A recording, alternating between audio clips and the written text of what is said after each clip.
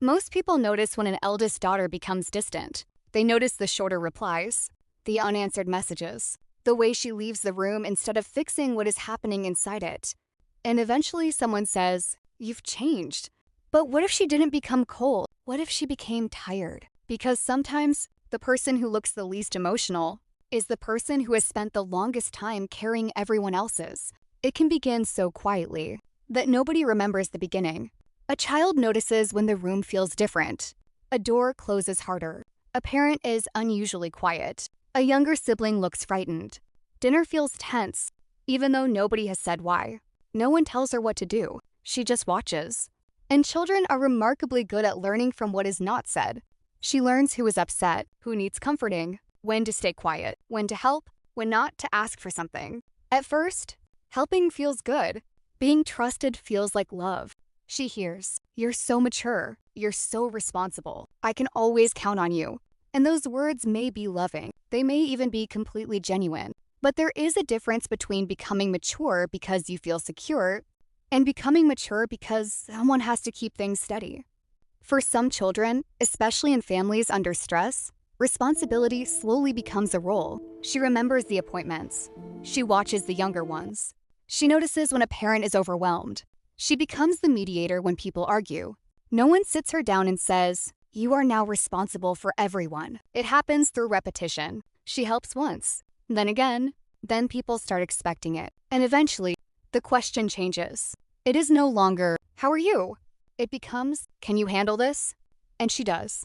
Because somewhere along the way, she learned a rule. If everyone else is okay, maybe I can be okay too. Psychologists use the term parentification for situations where a child takes on responsibilities that are normally meant for adults. It can be practical, looking after siblings, helping manage the home, or emotional, being the peacemaker, the translator, the person who absorbs tension so everyone else can breathe. Not every eldest daughter experiences this. Birth order is not destiny, but when a child repeatedly becomes responsible for stability, something important can happen. She stops simply helping. She starts becoming the person everyone expects to hold things together.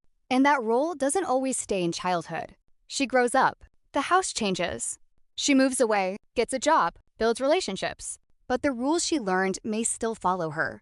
Watch the room. Notice the mood. Prepare for the problem. Don't become another problem. This is where hypervigilance can enter the story. Hypervigilance means being unusually alert to possible danger or change. For someone who learned early that moods could change quickly, paying attention can become automatic. A sigh means something. A silence means something. A different tone means something. She may walk into a room and know something is wrong before anyone speaks. People might call that intuition. Sometimes it is simply a nervous system that became very good at scanning. And the strange part is, the skill can look beautiful from the outside. She's thoughtful. She's prepared. She's emotionally intelligent. She's the person everyone trusts. But a strength can have a hidden history. Sometimes calm is not the absence of fear. Sometimes calm is what a person learned to perform when they believed someone had to stay steady. So she becomes good at reading everyone else. Around anger, she becomes careful.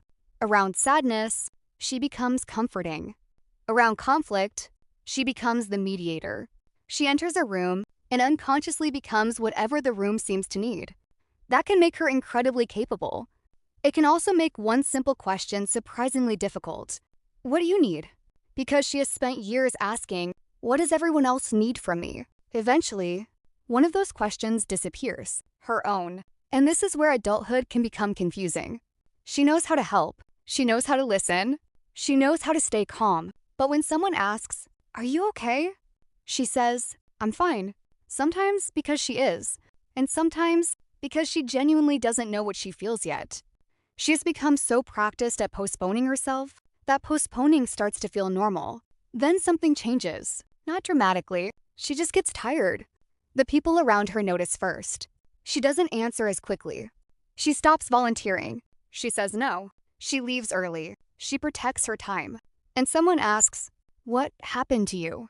But maybe the better question is, how long were you carrying all of this before anyone noticed? Emotional exhaustion does not always look like a breakdown. Sometimes it looks like silence. A person can care deeply and still have no energy left to respond. She may love her family. She may love her friends. She may still want the best for everyone.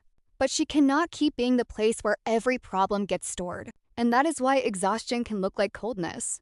From the outside, both can look like distance. But distance does not always mean rejection. Sometimes it means breathing room. Sometimes the person who stops giving isn't trying to punish anyone. She's trying to find out what remains of herself when she is no longer useful. And that question can be frightening, because if being dependable became part of her identity, who is she without the role? She may have spent years being called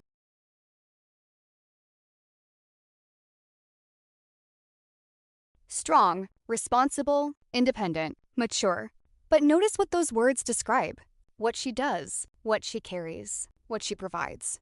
They don't necessarily tell us who she is. That's the hidden cost of becoming everyone's safe place. You can become so good at holding other people's emotions that you stop recognizing your own. You can become so independent that receiving help feels uncomfortable. Someone offers support. You say, "It's okay." Someone asks what you need. You say, "Nothing." Someone tells you they are there for you. Part of you wants to believe them. Another part is already preparing for the moment they won't. Not because you're broken, because depending on people once felt uncertain. So you learn to depend on yourself first. And that can look like strength, until you realize you have become the only person you trust to carry you. This is where the role begins to crack. Not because she is weak, because a role built around endless giving eventually reaches a limit. The first boundary may feel wrong. "I can't do that today." The first request for help may feel embarrassing. "I need you." The first evening spent doing nothing may feel strangely guilty. But guilt does not always mean you're doing something wrong. Sometimes guilt is simply what an old pattern feels like when you stop obeying it. Other people's disappointment is not automatically your responsibility. Someone being uncomfortable with your boundary doesn't mean the boundary is cruel. And saying no doesn't mean you love people less. It means love no longer requires you to disappear. This is the part that takes time. Because you cannot spend years believing your value comes from what you carry and suddenly feel comfortable putting everything down. You have to learn something new. That rest is not laziness. That receiving is not weakness. That being needed is not the same as being loved. And that your worth existed before anyone asked you to prove it. Maybe that is the real turning point. Not becoming colder, not becoming harder, not cutting everyone off. Simply asking a different question. Not, "What does everyone need from me?" but, "What do I need?" At first, the answer may be small. A quiet afternoon, a truthful conversation, a boundary, help with something you normally handle alone. Small choices, but small choices repeated often enough, can become a new life. And perhaps this is what people misunderstand. When they say an eldest daughter has changed, maybe she has. But maybe she isn't becoming someone new. Maybe she is finally becoming someone who was never given enough room to exist. The little girl who learned to watch the room can grow into a woman who no longer has to monitor every silence. The girl who learned to carry can learn to put things down. The girl who believed she had to keep everyone okay can finally understand that other people are allowed to carry themselves. And the strongest thing she may ever say is not, "I've got it." It is, "I can't carry this alone." Because children were never meant to be foundations. They were meant to be held. And if you were that child, you do not have to spend the rest of your life proving how much you can endure. You can still be caring, still be dependable, still be ambitious, still love your family deeply. But you don't have to disappear inside those qualities. You are allowed to be a person before you are a role. And maybe the eldest daughter didn't become cold. Maybe she became careful with her warmth. Maybe she spent years protecting everyone else and eventually realized she was someone worth protecting too. The house may still have its cracks. People may still have their problems. Life will still ask things from you, but you don't have to hold everything. Because the truth is, you were never supposed to be the wall. You were supposed to be the daughter, the child, the person. And maybe healing isn't becoming someone completely different. Maybe it is finally giving yourself permission to stop performing the role that kept you safe, to rest, to need someone, to say no, to let another person carry their own weight, to discover who you are when nobody needs anything from you. You were never supposed to be the wall. You were supposed to be held. And now, you are allowed to put it down. You are allowed to rest. You are allowed to need. You are allowed to be loved without first proving how much you can carry. Maybe she never became cold. Maybe she finally stopped carrying the whole house.